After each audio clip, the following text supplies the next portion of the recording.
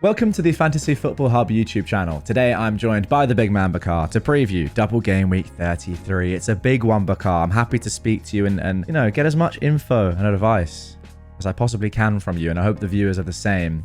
Huge week. We've just come off the back of another double, straight into another one. How are you doing? How was your team last week? And are you playing a chip this week? Hi, Jack. Hello, welcome to all the listeners viewers. I've been doing all right in FPL in recent weeks. I got 95 points this week. Isak could have scored more points, but I guess 11 points, had you offered that to me at the start of the week, I would have probably taken that. 11 points is a very respectable return from a triple captain. Overall, I got 95 points. I've been on a good run, actually, 8 green arrows in a row.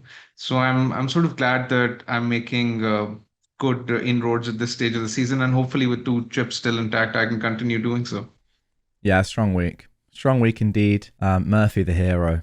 For anyone out there that had Murphy, well done. I know he's in a lot of teams, but still, 19 points from a double, pretty amazing. I don't know, do you feel a little bit bad about Isak in that there were so many goals scored and he was just involved in 2 and he had a lot of chances, especially in the second game? I do. Obviously, when I look at the highlights, when I look at his numbers, 3 big chances missed last night. He should have had more. He actually scored the most difficult goal out of the lot. Yeah. So it's fine. I mean, like I say, I sort of look at it from this point of view that, had I been offered 11 points at the start of the week, I would have taken that for sure. So, yeah, even though in hindsight, it doesn't exactly feel great because Newcastle scored 9 goals and he got just 2 returns. But overall, I think it's an all right, respectable return. I don't mind it too much.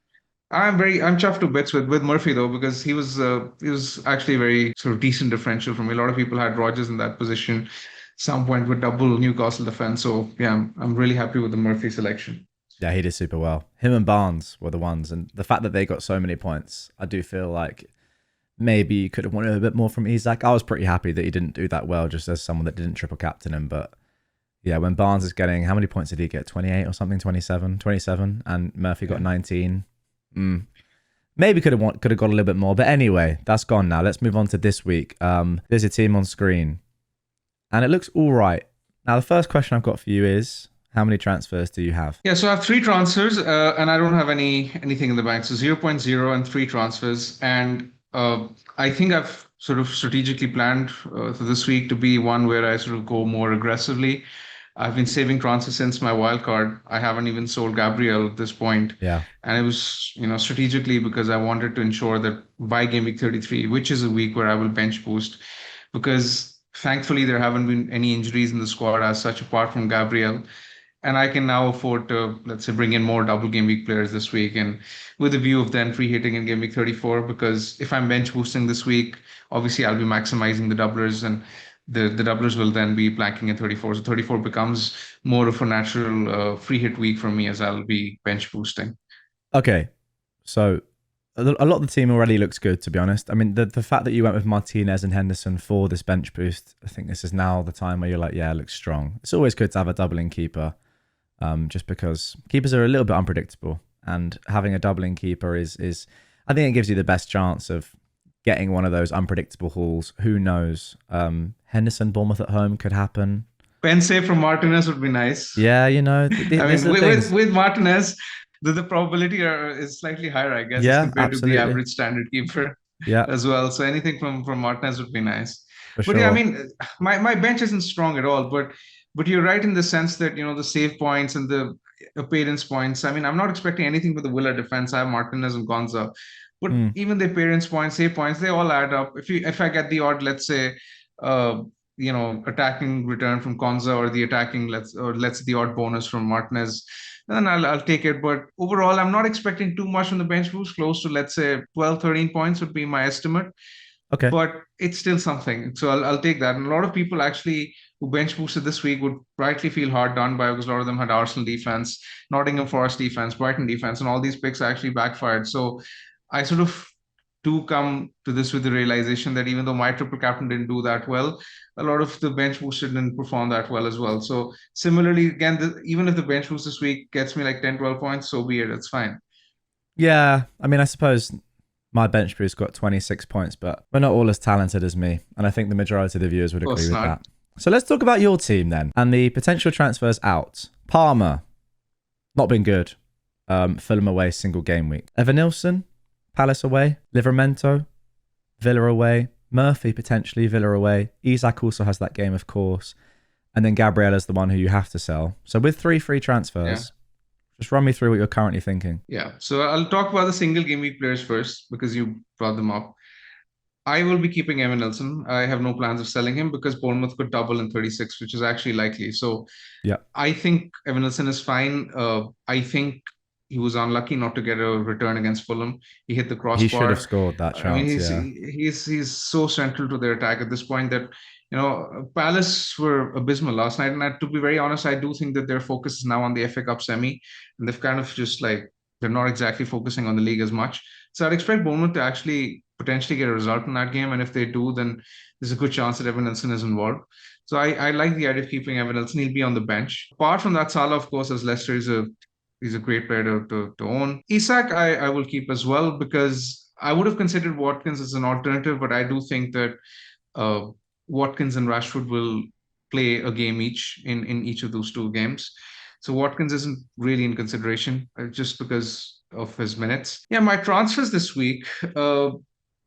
I am absolutely certain that I will be doing Palmer to Saka if we hear no negative news on Saka before the deadline, if he stays fit, etc., which I presume he will be. So Palmer to Saka will happen because Saka, even though I'm not like 100% confident that he starts both games in this double, but I just feel as if the downside of not owning him this week could potentially be big because when you look at Arsenal's fixtures, Ipswich away, again, Ipswich are a terrible defense. Similarly, then they have Palace actually right before the Palace semi. So that's a fixture where yeah, Palace will definitely rotate in. And if Saka starts over there, I just can't be bothered not owning him, right? Whether or not to captain him is a different conversation, but I just think the downside of not owning him is not worth it. So Palmer to Saka is locked in as one yeah. of the 3 transfers that I will be making. I agree with you on that because Saka is like, even Yeah, if he doesn't start that Ipswich game, right? It's like if he's got Palace at home and before their cup tie, and we know now he's sort of back to his best in terms of his playing. I'm not sure about his fitness, but no one really knows how fit he is. But that game alone, it's too risky not to own him, isn't it? In that one, I think. exactly. And I mean, he is one of the standout options this week uh, in terms of the premium attacking options. Yeah, But anyway, I mean, Saka to Palmer, Palmer to Saka will happen, and it's not as if Palmer is making any case for his inclusion yeah, anyway. I'm exactly. kind of sick and tired of owning him, so yeah, Palmer to Saka will happen. The other transfers are actually tricky, and I want to sort of run you through a few potential options that I'm considering. And I think it is very likely that I opt for two of these 3 options, but I'm not sure which two to opt for. I am hoping that you can help me in this video, Jack. Clearly, you have a better rank than me, and probably you can help Variance. me get You some beat of me the last year. jam that you've been enjoying this season. Yeah. Yeah, last 3 years, if I'm not mistaken, Oh wasn't my it? god. But anyway, Is that true? I have to anyway. fact check that. Probably um, probably true. I last 2 seasons. I'm not sure about the third, but you can check. I mean, maybe I'm just talking nonsense. Anyway, yeah. So I can Gabriel will definitely go. Now I'm not sure who to sell Gabriel for is the thing because there's Ruben Diaz who I'm considering, and there's Kivior as well. The thing with Ruben Diaz is that with the likes of Savinho, Foden, basically being non-options at this point.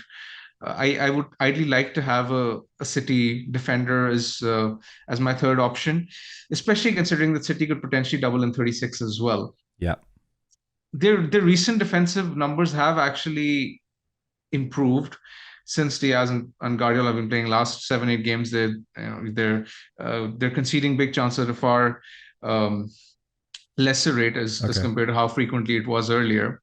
So I like the Diaz option just for security minutes. And there's the option of Kivior as well because I don't have a third Arsenal. I could get Kivior. I mean, he's played really well in the absence of Gabriel, and Arsenal have been given a 73% chance of a clean sheet this week by the bookmakers. So having at least one Arsenal defender. I mean, I have one, but it's probably not enough because everyone owns one anyway. Yeah. I have Saliba, Exactly. but people have Saliba, Raya, or a combination of the others. So maybe Kivior could be a nice option to double up. Yeah, so it's gonna be one of Ruben Diaz or Kivior. The second option that now I'm going to refer to is selling Livermento for either of these two, and I can sell Livermento as well because the fixture this week isn't great. Villa will almost certainly score, and Newcastle's fixtures often this week aren't great as well. So it kind of makes sense to get rid of the Newcastle defender if I have the opportunity. So I could potentially do, let's say, Livermento to Kivior and Gabriel to Diaz along with Palmer to Saka. Mm. Now the third option that I want to talk about is Murphy to Rogers. Now I don't have a Villa attacker. I have two double Villa in defense, but I would want to have Rogers as well. And I think Murphy for Rogers is actually a very sort of seamless transfer in terms of their price point. Yep. Rogers is in form as well. I know Murphy's been doing really well, but I just mentioned Newcastle fixtures. They just make owning Newcastle assets from this point in time kind of surplus to requirements. So yeah, I could do Murphy to Rogers as well. And then again, with Rogers, you're not only getting the doubler this week, but potentially Villa could double in 36 as well. So exactly. a lot of these things are playing on my mind, and I'm not sure which two of these three to opt for. Like Palmer to Saka is happening, but apart from that, I could potentially even do all three for a hit. That's also an option actually. So yeah, but I haven't taken a hit all season, so I don't know. I want to hear your thoughts. I'm actually in a similar predicament to you. So I've done Palmer to Saka. I'm not bench boosting, which makes things a little bit different because I'm looking at Trippier, who is, in effect Livramento here, to Kivior. And I already have Ruben Diaz alongside Gvardiol and Konza. Who's my last defender? I don't actually remember. Neco Williams, who I'm going to bench. So for me, and then I also have Jacob Murphy. I always call him Josh Murphy because of his brother, but I also have Murphy, and I could also go from him to Rogers, and then that would be me benching Isak. Whereas if I did Livramento or Trippier to Kivior or Saliba, I'd be benching Konza. So I'm in a very similar boat, but for different reasons. For you, I don't know. It's tough, isn't it? Do you think it's worth a hit to get Rogers in instead of Murphy? I mean, I definitely do two of those moves. The thing is that I'm not sure which two. I don't really know which two of those you should do. I think it's up to you. The thing I like Rogers because it's really difficult, right? Yeah, I think I'd be because you're on bench boost. For me, it's different because I'd be benching. If I went from Murphy to Rogers, I would bench Isak and I wouldn't get his points. But because you would get his points anyway, I would be tempted to do that attacking move. I also like Rogers for the rest of the season as well. They're out of the cup now, out of the Champions League now. Sorry, out of all cups, and they could double, as you said, later on. And he's just the best minutes player from an attacking perspective in that team. And they really are going to have to push in the league. They can't rotate because they need to get Champions League, and it's very, very tight between 7 teams, including Chelsea. Although I'm not sure about Chelsea's form and potential. But yeah, I'm weighing it up. I also think that the Arsenal defense, as you said, I completely agree with you. Like, you do need 2 this week if you're going to benefit. The fixtures are very good from a defensive standpoint. However, they're not going to double again in the future, whereas City are. So I'm happy owning Ruben Diaz for that potential double. It's actually, I'd say, pretty likely. They've got to win their semi-final, then they'll double. So I think it depends on your risk appetite. I genuinely would be slightly tempted to take a hit for Rogers in for Murphy this week, just to have a stronger and deeper team as possible. That's the thing. I think all 3 of those moves are very good. Like on paper, they all come off, right? There's no real negative to any of those moves. They're all going to be better. I mean, Gabriel obviously goes. Livramento goes. I think picking between Kivior and Ruben Diaz is quite close anyway. But then you get the fun of the upside with a Rogers over Murphy. Like, do you think Murphy does well against Villa? As you said, you're going to want to sell him anyway. I'd be tempted to take a hit, I think all 3 are good moves. Seriously. I haven't taken a hit all season. That's the disclaimer. Yeah, but that is firstly. not important. That's not important. I know it's cool, and I'm in the same boat. I know. And I quite like the idea of going a full season without hits. And I know you do as well. But in absolute terms, that's not actually relevant. I completely agree. It's not. And if I think that it's the best move for my team, I should definitely be doing it. Yeah. That's the way I generally play. Weighing up, some of those options. From what I gather from what you just said, I think that you look at when you look at those 3 moves, you look at Murphy to Rogers as being probably the best one because it's the most attacking move. Yeah. So it would probably be highest up in your priority. And the second would probably be Gabriel out because Gabriel is injured anyway, and you can Gabriel to Ruben, I guess, because you get the extra doubler. I assume that's what But you're that's trying to say. close. I mean, And then like, the I third think one, I like Kivior a lot this week. I expect him to just play the rest of the games. exactly. I think Arsenal defense are better than City defense this week. I think the majority of people would agree with that. All right, and maybe the third, in terms of preference and pecking order, would be the Livramento transfer to whichever defender I don't pick, right?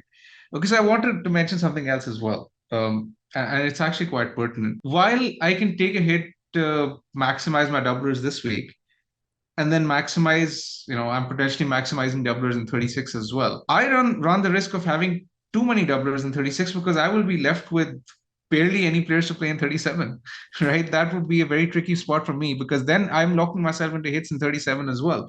Because when you look at my team, let's say if I triple up on City, that would be 3 City who'd blank in 37. I have Evan Nilsson, who's very likely to double in 36 and blank in 37. So that's the fourth. If I have Rogers, then even if Palace qualify or Villa qualify, I'll have 3 Palace, 3 Villa. So I'll have three Yeah, more blankers, irrespective of that result. So that's what, 7 blankers in 37. yeah, but then more So doublers in 36 though, because no team is I playing know, three but times across those games, so it's going to be 2 games anyway. my point is if I'm taking hits to bring them Is in that and right? then hits to sell them later, my point is if I'm taking hits to bring them in and then hits to sell them later, then effectively, am I even gaining a lot from the extra fixtures that I get in 34, 36? I see what you mean, That's what I'm but trying. Yeah, that's yeah, the issue, right? I think I was just looking there at Murphy, for example. Say you didn't sell him, and then you had him for 37. That's Arsenal away. Yeah, I'd play him. You just play him. I'd play him, right? I'd play Yeah, him. Of course I would. the Livramento, you play him Arsenal away. Like you're not. I know you're going to play him, but you're not going to get much from that. Yeah, that's true. Yeah, Newcastle don't have a great fixture in 37, which makes their assets more sellable. I I'm, guess I'm just that's correct. thinking, game week 36, where we're going to have the likely doubles from the 37 postponements. Are there any teams that could double in 36 and play in 37? No, or am I getting that No, wrong? no, Yeah. no. It's very unlikely. As far as I know, it's Okay. very unlikely. So It's kind of similar to 33. It's kind of similar to 33 and 34, right? The 33 yeah, doublers are not playing in 34, right? So yeah, I would assume it won't be the case. Jack, my what I'm trying to think is, one strategy could be that I can effectively just look at maximizing the 33 double. I'll be hitting in 34, and then by default I can get more doubles 36 as well. And then when it comes to 37, I just wing it and I just take a hit if need be at that point. That's one strategy. The thing is, if I get Rogers this week, it effectively locks me into a hit in 37. That's what I'm trying to say, especially with Rogers, because that would mean I have 3 Villa or 3 Palace, and I have Evan Nilsson and Triple City if I get Diaz as well. So that is playing on my mind. In which case, if I go for someone like Rogers, I may not go for Diaz then, because that would then allow me to have Kiwior, who I can play in 37 without taking the hit. yeah. But your hit this week would still be worth it, and then you're not losing. You're not losing the transfer because you're not gaining any. It's not as if you're not using a free transfer. There's nothing to roll because you're using your transfers anyway. So if you have like Ruben over Livramento, then you're getting the points, aren't Yeah, you? so You just have the points. yeah, just a second. I also want to clarify. In 34, I'm free hitting. In 35, I'll be selling Saka for Mbomo. So this point is very important. And why I'm already sort of focusing on future transfers is because I know that I won't have the luxury of saving any transfers before, let's say, game week 36, 37, right? Because every week I'll be making transfers. And Mbomo has a great run of fixtures till the end of the season from 35. And 35 is a week where Saka's fixture is against Bournemouth, but that's sandwiched between the two Yeah, Champions League games. So yeah. he's 100% going to get rested in that fixture. So Saka will go for Mbomo at that point as well. Yes, I could do Livramento to Diaz for a hit, I guess, this week, and then potentially be selling Diaz for a hit in 37 as well. But that's 2 hits, and I'm getting 2 fixtures. But is it worth it? Is what I'm trying to weigh up. Because there are 2 hits. If it effectively will be a hit in 37 as well. So we're getting a little bit complicated, isn't it? Let's be honest. Exactly. Yeah, It's it's not that tough. simple as if, let's say, I was using the free hit in 37, if I had a spare free hit, then it would be so easy, just maximizing the doublers. But yeah, it's a very tricky week for me to assess, and I'm glad the Palmer to Saka move is at least very easy.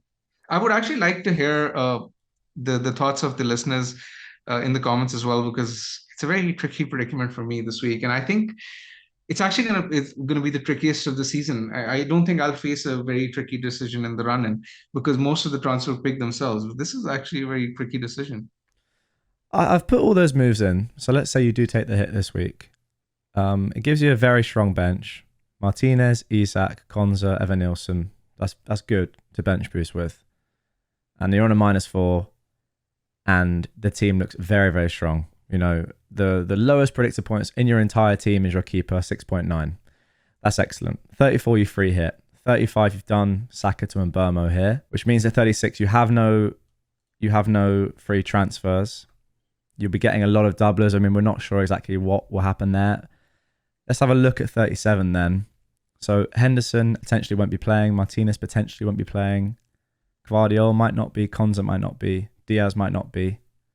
So you'd have Kivior and Saliba. No. The thing is, at least one of Henderson or Martinez will play. Yeah. Okay. Sorry. Good point. Yeah. So it's Palace and Villa. Those two. Yeah. One of those will play. Okay. Exactly. So you're losing either 3 Palace or 3. So let's say Villa play. You have Henderson, Saliba, Kivior, and let's also say that City don't play because that's the most likely. So you're losing City players. So you have your Palace players, Sarr, Eze, Salah, and Burmo. That's fine. Evan Nilsson wouldn't play then if City don't play. Correct. Rodgers wouldn't play. Then you'd have Isak up front. So you'd have 1, 2. I'm getting a bit confused myself here. How many players do you have? 1, 2, 3, 4, 5, 6, 7, 8 players. I think you'd have with 1 free transfer. Exactly.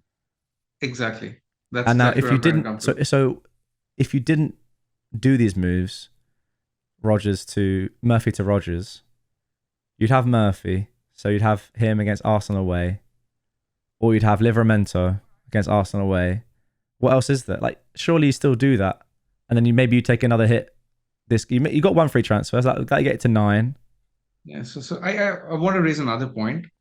As of now, I think I will be saving the transfer in 36 because it would help me prepare for 37, and I think I have a reasonable amount of 36 doublers anyway. So, for example, if City double and Villa double, if Palace double, City double, I have 6 there already. Bournemouth could double Bournemouth, and that would mean 7. So I don't think I will necessarily be spending too many free transfers getting any other 36 doublers because they will be banking 37. I think I would probably save the transfer in 36 and then have 2 for 37. Yeah, that's true. If Villa do double, which means that Palace won't double, then you'd have a strong defence with Konza coming in for Saliba. You'd bench your 2 Arsenal players, Liverpool away. You'd have Salah, Rodgers, and Burmo. You'd need to find another midfielder, maybe, or you play Saliba, Liverpool away. Then you'd have Marmoush, Evan Nilsson, and Isak. That's a lot of doublers in 36 without doing anything. Exactly. That's what I'm trying to say. So the team for 36 is kind of stacked. So then you'd have 2 free transfers going into 37 where you already have 8 players. So you have to take an extra hit to get to 10. The question is, what would that hit be? I don't know. I just look at it like in terms of, okay, I might have to take another hit, but for 33, I would definitely rather have Rodgers over Murphy or Diaz over Livramento or obviously Kivior over Gabriel. Okay, what if I do the Kivior move and don't do the Diaz move? Okay. That gives me an extra player in 37. But who does it give you? It gives you Livramento away at Arsenal. It gives me Livramento. And it gives you this week him away at Villa. I don't want that anyway. So so basically 2 fixtures where he's probably gonna get 2 1-pointers. Yeah. Even if I add 4 points for a hit, that's what 2 hits actually, because I'll also have to sell him, I assume, in no, you wouldn't have to. You wouldn't have to sell him. You wouldn't have to sell him. You could sell someone else. No, I'll have to sell Diaz, right? That's the argument that I'm trying to make in 37. No, you wouldn't. You wouldn't have to sell him. You could sell somebody else. It's not 100% that you'd have to sell Diaz. I mean, you probably would. Yeah. I mean, but you could. There could be more upside somewhere else. Like you could sell a Palace player, for example, If Palace if Palace double in 36, you'd sell Palace players because then they have no game and Liverpool away. I think we're going round and round in circles, and we're confusing a lot of the listeners as Yeah, well but at this the point, I'm point is sure. that like you're right that you need to think about, which I haven't thought too much about, to be honest. But like, I think that the depth that we're going to here, maybe it's not relevant for most people's teams. Fine, but this is Exactly. you thinking about your team and how you are weighing up the rest of the season. And I think it's a good point because not a lot of people are talking about this week in the doublers that they want for this week and the bench boost, etc. Which is true. You need good points this week, but also the transfers you use now, you won't be able to use for 36 and 37. Exactly. And I think what I will do is I will spend, my night doing the plan FPL transfers, trying to just figure out what works best for my team. And that's why, none of these transfers appear to be, very clear of the other. They're actually very tricky. I think I would take the hit. Is my honest answer to you. Let us know in the comments down below. What would you do with Bakar's team? What we're going to do now is have a look at what Fantasy Football Hub would do with your team, if you don't mind, because this is interesting. Now, it doesn't often recommend taking a hit. So what this will do, I think, is rank of the moves you've suggested what it thinks is the best one. That is, and what are the best two even. And yes, it has done exactly that. Interesting. Okay. So the recommendation, according to Fantasy Football Hub, is Palmer to Saka, as you said. I think that's an obvious move. Gabriel to Ruben Dias. And the last one, Livramento to Kivior. And this is no input, by the way, from me in terms of like I've chosen certain players to be in there or not. I've just done this. Look, it's live. Jack, my question is, have you locked in bench boost 33 Yes. and free hit 34? I have, yes. Locked it in. Interesting. I was expecting the algorithm to suggest a hit. If I go to custom transfers and I add a filter and we do number of don't need to. transfers. Oh, let's just see. Just if you were to do a hit, which would be 4 transfers, let's see what that 4th transfer is.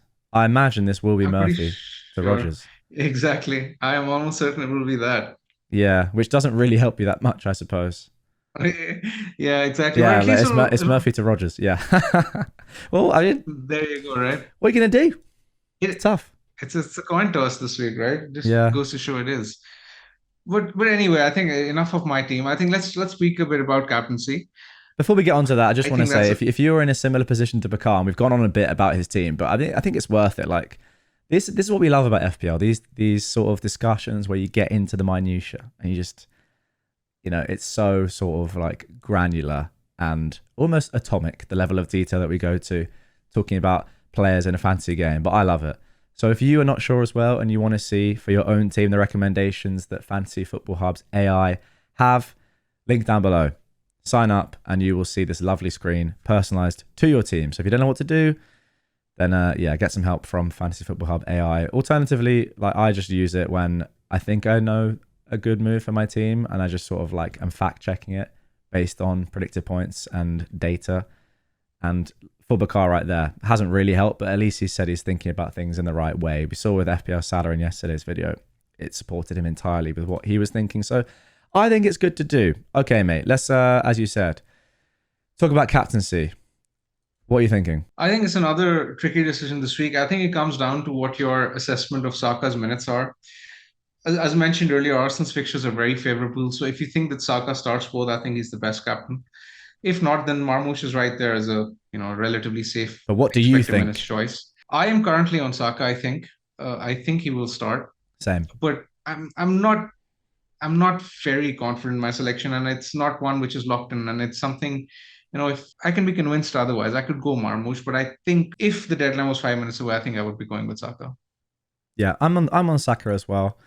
I don't know. I've not been inspired by Marmoush. I don't think that the fixtures are that good. I think if Saka Saka in 20 minutes could just get 2 goals in both of those games. Like I expect him to start both games like you, but I don't even think he has to. Whereas City, I don't know. It's just inconsistent. I'm still not sure. I know they did well against Palace, but yeah, I don't know. Villa at home, I think it's a tough game. Everton away is a tough game. Palace at home looks like one of the easiest games you can have right now. And then Ipswich, of course. I'll be going for Saka, I think. Pretty confident on that. Interestingly, his predicted points are slightly higher on Fantasy Football Hub as well. What's going to help you in making that decision? Just your assessment close to the deadline of if you think Saka's going to start or not. Exactly, exactly. Yeah. If we hear something in the press conference, which we're not likely to. So yeah, that's about it. Nothing Yeah. else. And I agree. I agree. On paper, for example, the Everton fixture in particular is one where I don't see too many goals. No. And, that could be a nil-nil kind of game or a 1-0 either way. So, yeah, the fixtures are making Saka a better pick. I also think Villa are good. Like, and that is such a big game for the Champions League spot. That game, because it's likely that one of the two of them, Villa and City, will get that last spot. I think. I don't think it's going to be Chelsea. So I think it's going to be one of City and Villa. And if City win that game, they'll be massive favourites to get that last spot. I don't know. I think Villa are a very good team. And they're out of the Champions League now, of course. Okay, we could talk about other individual players for a while, but we have been recording for over half an hour already. So how about let's round things off with just saying, in your opinion, who the best double game week players are in each position, sort of, or like from each team, or who you would love to have if you were on a free hit, for example. So, for example, from City, I think Guardiola, Diaz, and Marmoush are the ones. If you're looking Okay, for a spicy differential on free hit, you can potentially go with De Bruyne. I think he's one for those on the free hit. I don't think he's a long-term option, but I think he could do well in this double. Then from Villa, I think I would go. Yeah, this is tricky. I think I would go with Martinez and potential. I would go with Rogers for sure, and potentially Rashford. Even though I'm not exactly convinced about his minutes, I do think he sets one out. But the thing is, I'd expect him to start the next fixture uh, same. at home to Newcastle, and that's where if he's playing as a number 9, he has a high ceiling. Then with Arsenal, I think Saliba, Raya slash Kivior plus Saka are easily the best options. Okay, And who does that leave us with? That leaves us with Palace. And yeah, I Palace, mean, yeah. everyone has tripled up on Palace already. So just keep whoever you own. Yeah. Okay, mate. There we go. Very good stuff. That was probably, I want to say, our most in-depth discussion that we've ever had in terms of like how deep can you go about decisions a long way in the future and Dissecting our team, yeah, exactly. There you go. it was like a surgery, basically. Yeah. Which obviously it was specific to your team, but it's still relevant. Like if you guys Yeah. haven't thought that far ahead and you haven't thought that you need to, again, it's up to you how into your team you are. I would suggest if you're still watching right now, then you should do that as well. What Bakar's sort of been thinking about. But there we go, mate. Thank you very much as always, guys. Let us know in the comments down below if you Thank you. enjoyed that in-depth discussion, really going into the nitty gritty with Bakar's team. I did. That went very quickly for me. That's what I love about fantasy, those sort of chats. Thank you, Bakar. Good luck this week, and Cheers, mate. See you. we will catch you guys on the next one. Have a good one.